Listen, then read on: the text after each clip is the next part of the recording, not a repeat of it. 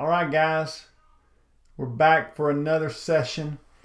We're going to be talking about millennialism, and I hope that this will be a helpful lesson. I know y'all been looking forward and asking questions about some of these things, so hopefully we'll try to cover and answer some of this as we go.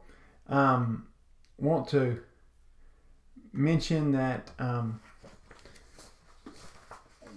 I appreciate you working on the sermons and getting those to me. If you haven't got yours turned in, be sure and do that. And also be working on your research papers. Those are due March 16th, I believe. And then, also need you to be working on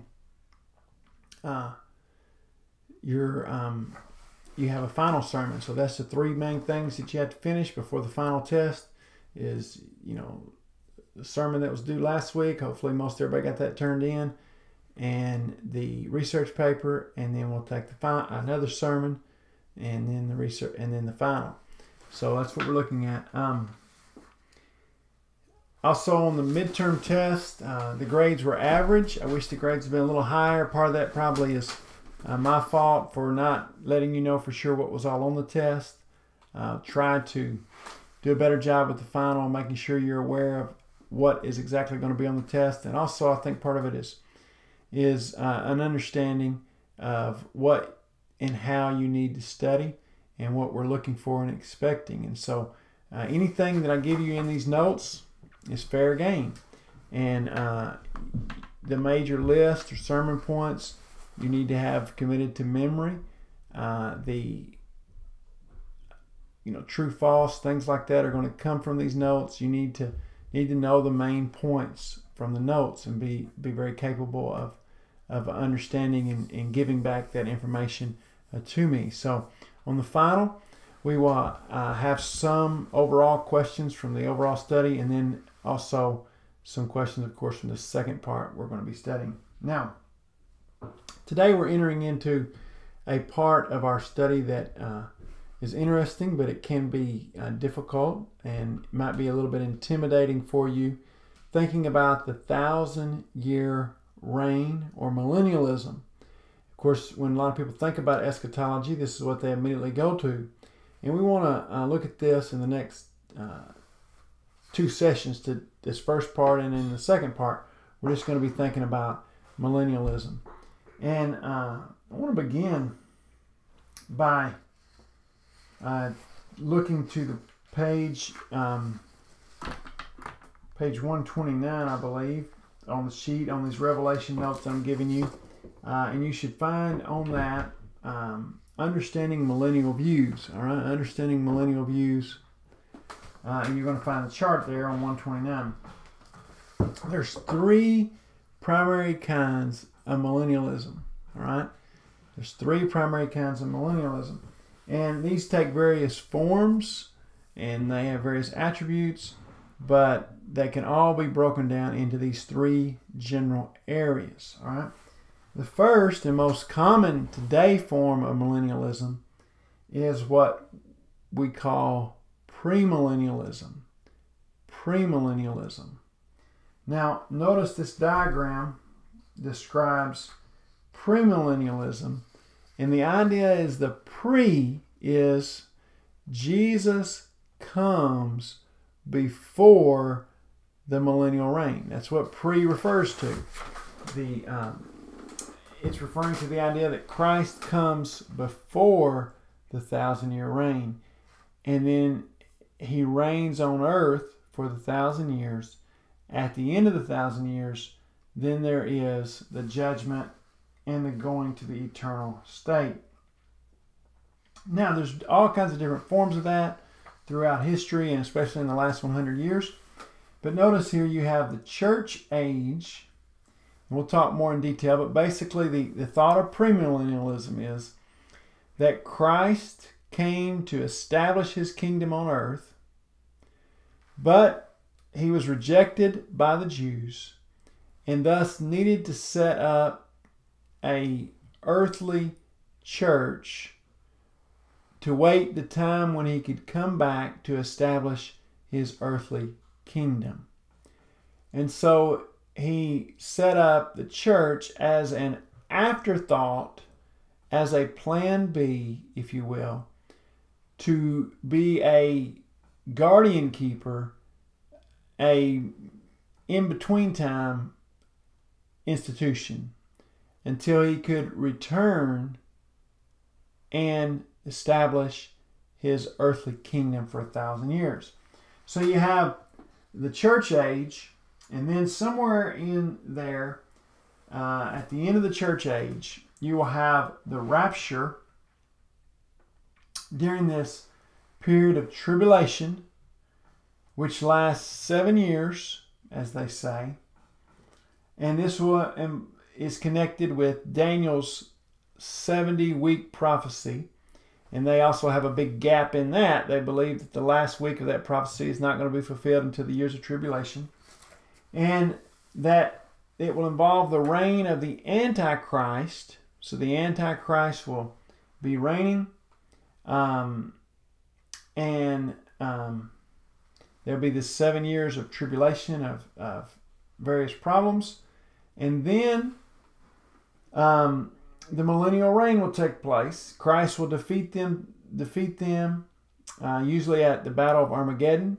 Will defeat them, the enemies, and then there will be this millennial reign. Now, Satan is described as being bound during this 1,000-year reign. Christ will reign from Jerusalem, and mass conversions, mass people will convert to Christ, and the righteous will reign in a golden or pristine age on earth.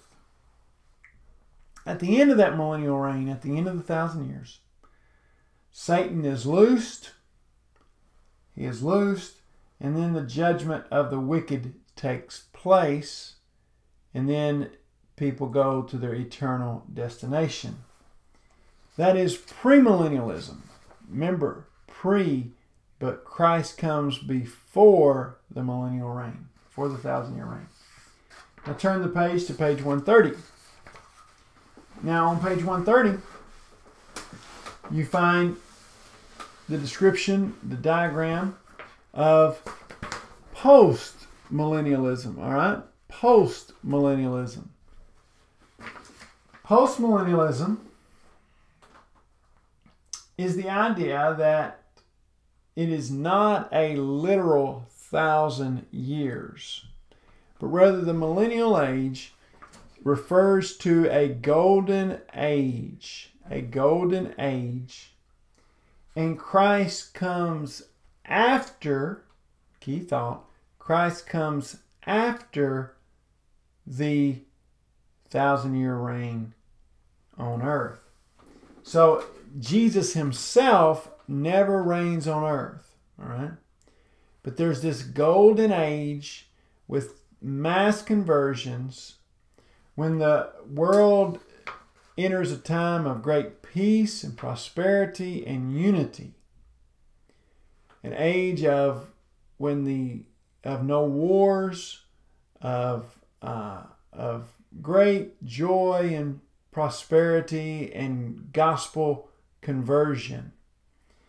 And you have the present age, and then that leads to the millennial age, and it ends with Christ coming at the end. This is post-millennialism.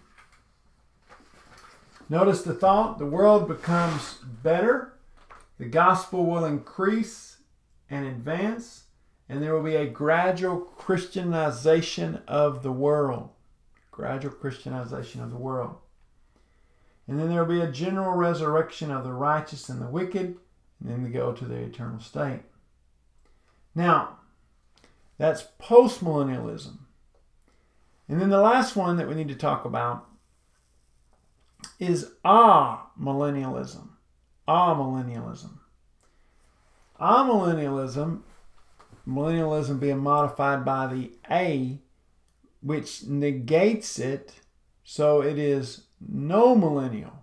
All right, so there is not a millennial reign. This is the view that we are in the millennial reign now. All right, so it's kind of a little bit confusing or contradictory, but the end of it, or the consummation, is not yet. That the 1,000 years of Revelation 20, which by the way we'll study in these lessons as well, is a figurative number used to refer to the Christian age, to this to a long period of time, and that the church is living in that now, and there is not a distinctive period of a millennial reign, and that amillennial people basically believe that there's not going to be a distinctive 1,000-year reign, certainly not on earth, but even in like postmillennialism, in a general conversion of the world, but rather that things on earth are going to continue like they are until Christ comes. When Christ comes, there'll be a general resurrection of the dead, and he will judge people, and then they'll go to their eternal state. Now, those are the three terms. So you need to know. You need to know these three things. This is going to be really important. Christ comes before the millennial reign. Post, Christ comes after the 1,000-year reign, but it's a not an earthly reign by Jesus then. It's a spiritual reign on earth with great unity and prosperity and thousands, millions being converted to Christ. Or 3, amillennialism. There is not a distinctive millennial reign, but rather it is possible for Christ to return at any time, and that we don't believe in any kind of distinctive millennialism.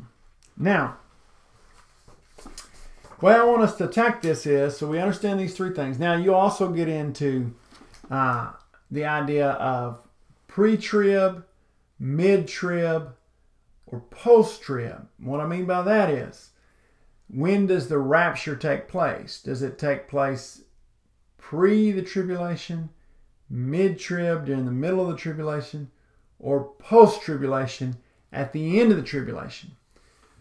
That's not that important for our discussion, but that all has to do with premillennialism and when they believe the rapture and these 7 years of tribulation, and when they believe all these things will take place and how that. Now, what I want us to do is I want us to consider this from several angles, all right, so that you guys have a general understanding of millennialism. You can read books and books on this. I want to try to cut to the chase and give you some general ideas about it.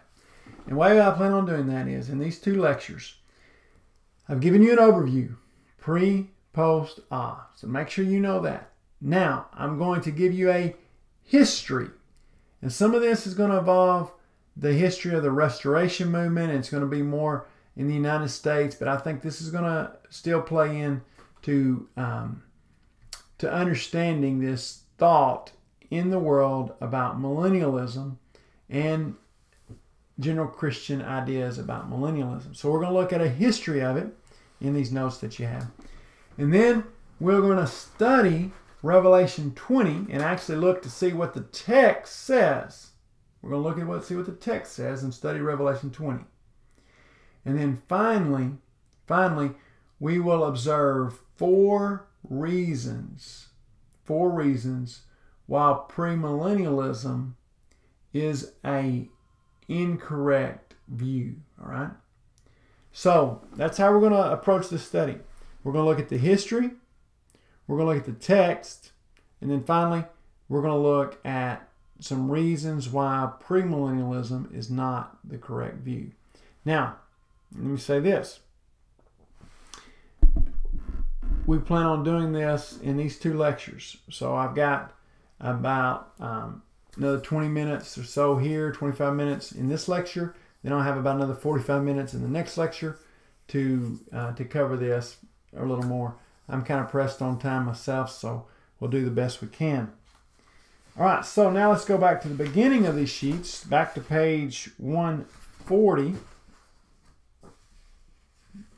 Page 1, I don't know why it's back.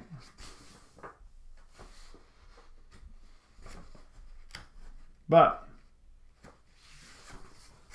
I want us to go to this paper that says the history of the Restoration, Millennialism and the Restoration Movement.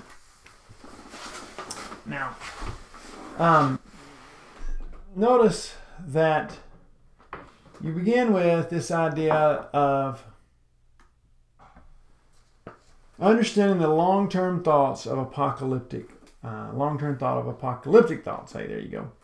Before Christ, that is religious beliefs focused, that is before Jesus came, religious beliefs focusing on an end-of-time age of peace and prosperity. I mentioned this to y'all before, but when we're talking about apocalyptic literature, that all apocalyptic literature comes from persecuted groups who were looking for an end-of-time peace, prosperity. They're looking for relief from the suffering they're going through. And they believe that at the end, God's going to make it all right. And a part of that involves this idea of not only God making it all right, but God doing that in a pristine or golden age of time. Now, before Augustine lived in the 300s, and he's going to be a very influential church father and write a lot. Before that time, we see some discussion. Right? In the early centuries, we see some discussion about millennialism and about this thought. After Augustine, some people will argue that the early church fathers, some of them were premillennial. All right, it's different than our premillennial, but they believed in some way that Jesus was going to come back and reign on earth for 1,000 years.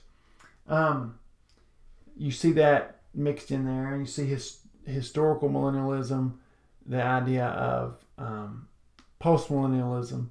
You see that mixed in that thought as well.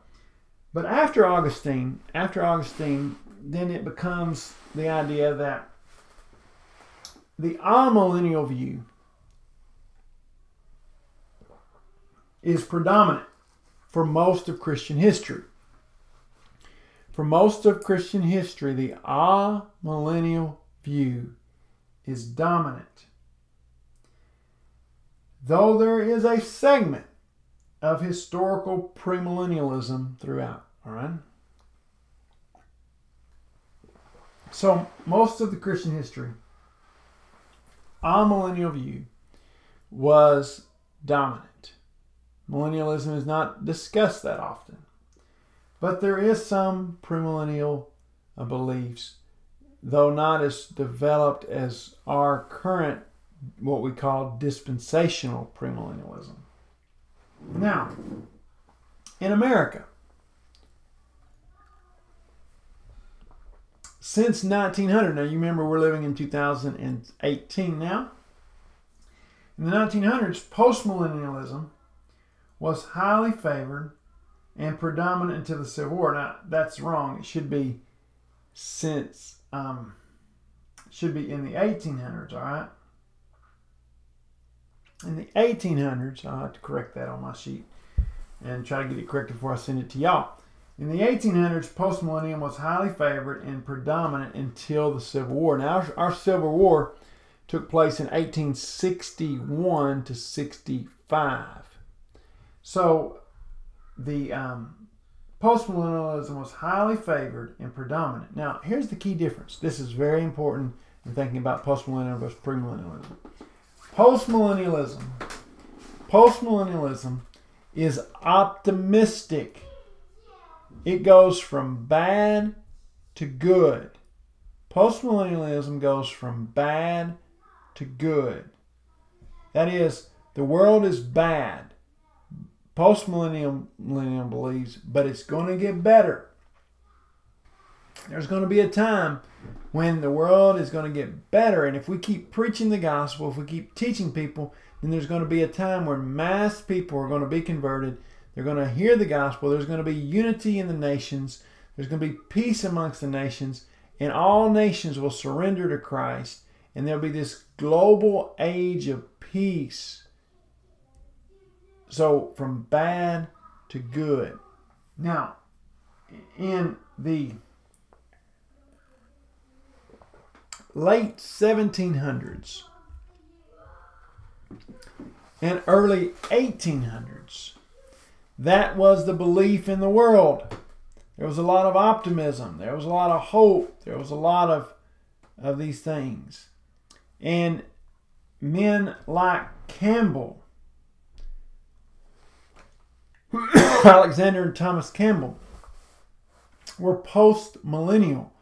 Thomas Campbell had a very optimistic view of things and believed that a part of the restoration movement that is going to fuel, part of his beliefs that fuels the restoration movement, is that all people would come out of their denominational beliefs and they would come to the truth of the gospel, and we would just open up the Bibles and follow the Bibles, and massive people would come in. And he had a post-millennial belief there that God was going to usher in the golden age of millennialism, and people the nations would turn to Christ.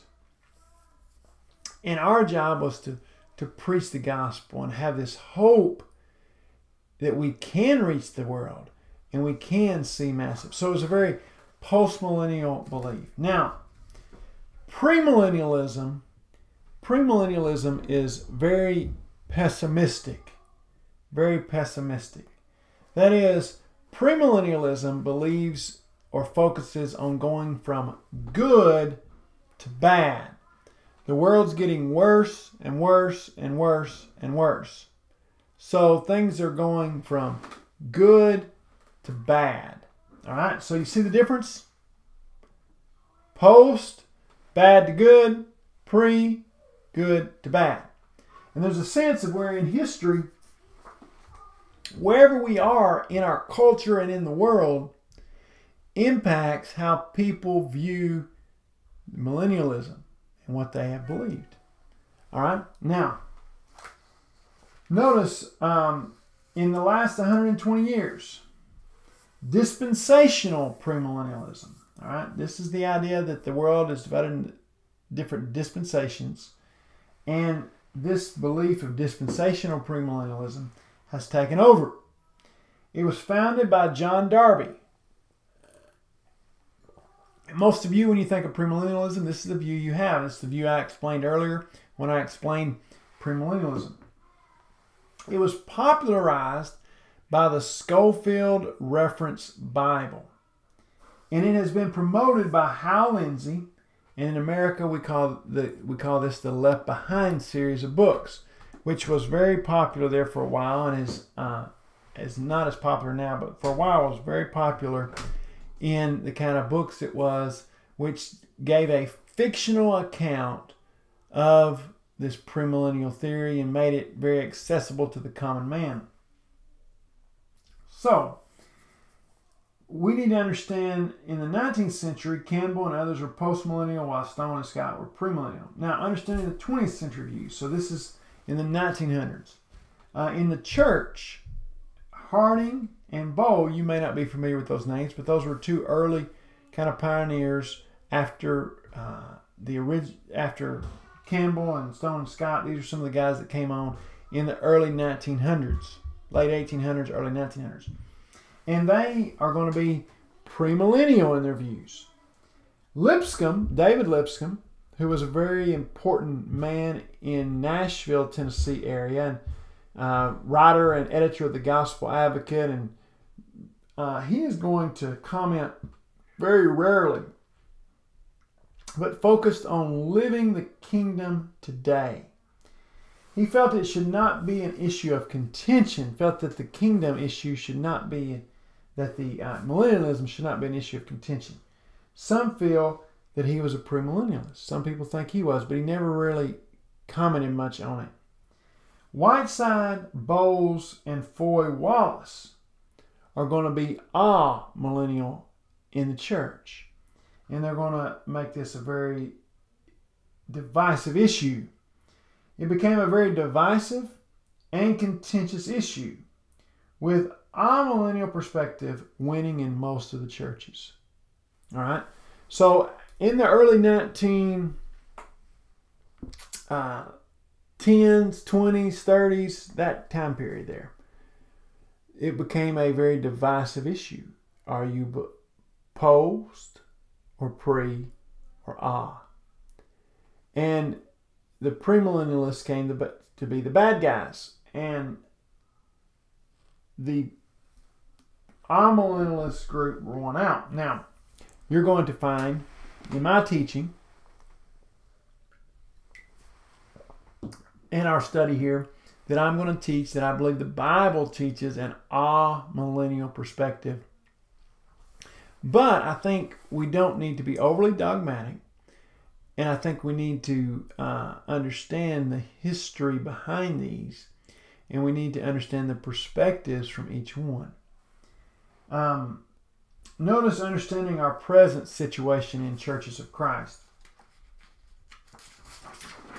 The 2009 edition of the 21st Century Christian Edition did not designate premillennial congregations, so it didn't designate which congregations were premillennial or not. The book Heaven by Randy Alcorn and its premise that heaven is a renewed and recreated earth has had significant influence.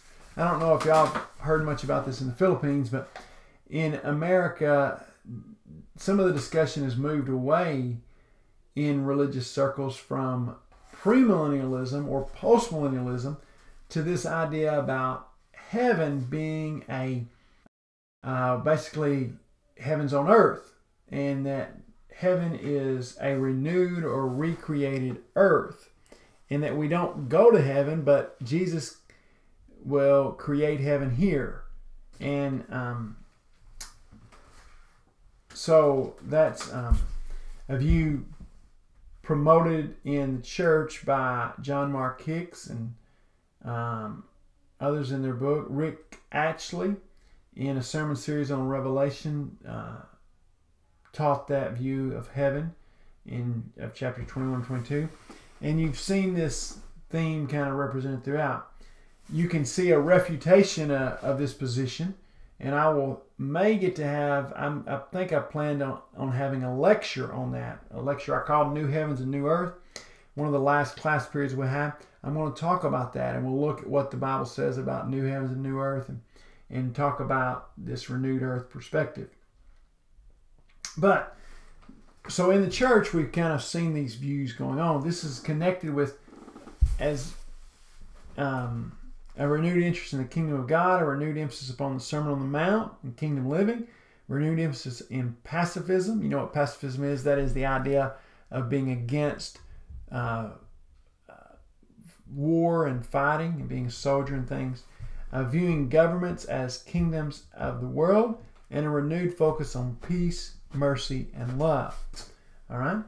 I myself wrote a journal article and studied Alexander Campbell and looked at some of Campbell's view. And Alexander Campbell, was a post-millennialist and had, as I was mentioning earlier, I think I called him Thomas, but his father, but he had a lot of his restoration beliefs came from his post-millennial perspective. Now, all right. So you have this article here that you can read that talks about from Edward Fudge, that kind of lays out millennialism and the Restoration Movement. I'm not going to read all this to you, but I do want to point out a few things from this and would encourage you to read it. Notice the early Restoration climate. The spirit of the early 19th century was one of optimism and action. Someone has described it as a forward-looking, dynamic period still sustained by deep-rooted belief in the perfectibility of society. America was growing and thriving. Social justice was an increasing concern, and men dreamed of a perfect society. So there was this belief that we can create this perfect society, which fit right in with postmillennialism. Darwin's evolutionary ideas were only a sample of the spirit which permeated almost all of life. Religious people were also working toward and looking for the perfect day. The liberal ones were just beginning to develop the social gospel. More conservative ones talked of a millennium. Historian David E. Harrell points out that before 1830, both Alexander Campbell and Barton W. Stone linked their religious reform efforts with the eventual spiritual and social regeneration of the world. In fact, the future of America itself is frequently conceived as fulfillment of biblical prophecy. Walter Scott went so far as to say that America was the first of the Messianic nations and affirmed that it would soon be followed by all others. So there was this religious fervor, and the Great Awakening was taking place in America, and there was this great, emphasis upon optimism, which led people to believe that God was ushering in the millennial age. And millennial age is post-millennial perspective, this idea of a golden age on earth with unity amongst nations and peace and prosperity and mass conversions to Christ. Against the secular background of general optimism and utopian dreams, religious millennialism was a natural expression on the part of those who wanted to center their expectations in Christ. It is of historical interest that this same hopeful climate of the early and mid-19th century provided common nurture for such diverse groups as Shakers, Mormons, Millerites, Adventists, and Christadelphians, as well as the Restoration Movement. So a lot of different groups came out of this time period. Now, it is well here to distinguish between postmillennialism and premillennialism. Postmillennialism expects Christ to return after the millennialism, which usually is to come through the preaching of the gospel. This outlook is optimistic. The world will be converted, not particularly mission-minded. God will work it out in His own time. And it is unspectacular enough to attract special attention. So postmillennialism doesn't necessarily have to have a spectacular event. While premillennialism looks for Christ to return before the millennium and to bring it about, saving man from his own destruction in the process. It is generally pessimistic. The world is getting worse every day. Only Christ can save it. Often is very mission-minded, not much time is left, and frequently associated with a spectacular announcement and movements. All comes about through a climatic supernatural event when least expected by mankind. Then he talks about Campbell here and discusses Campbell's view and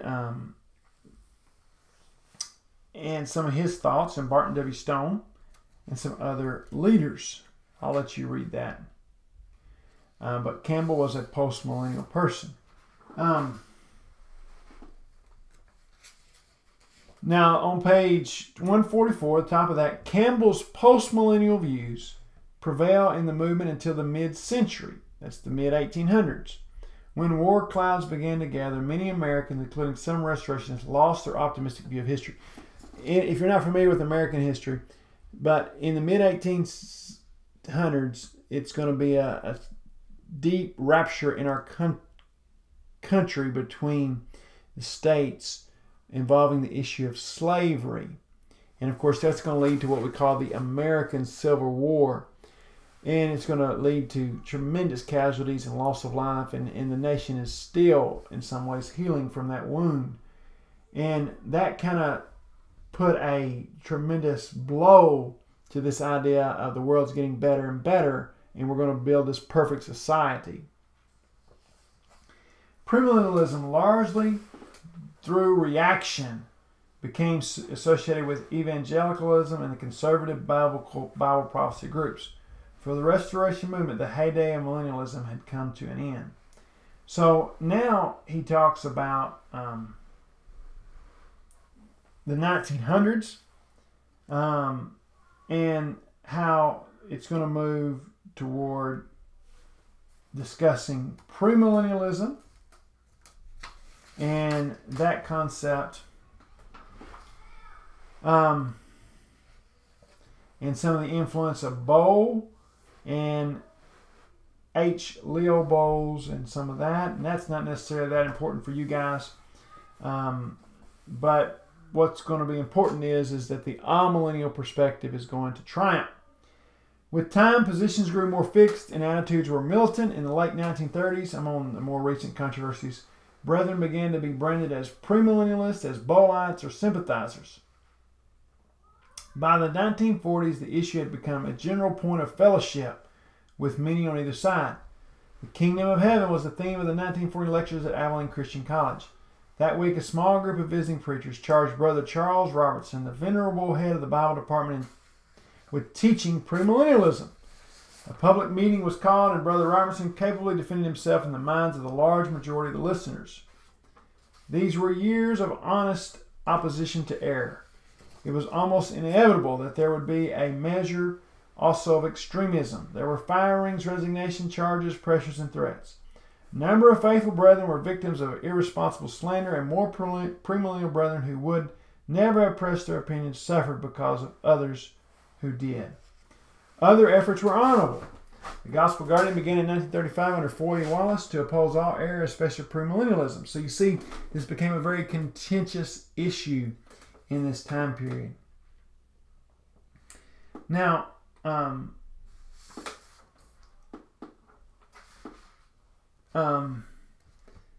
and so he talks more about this idea, about this. On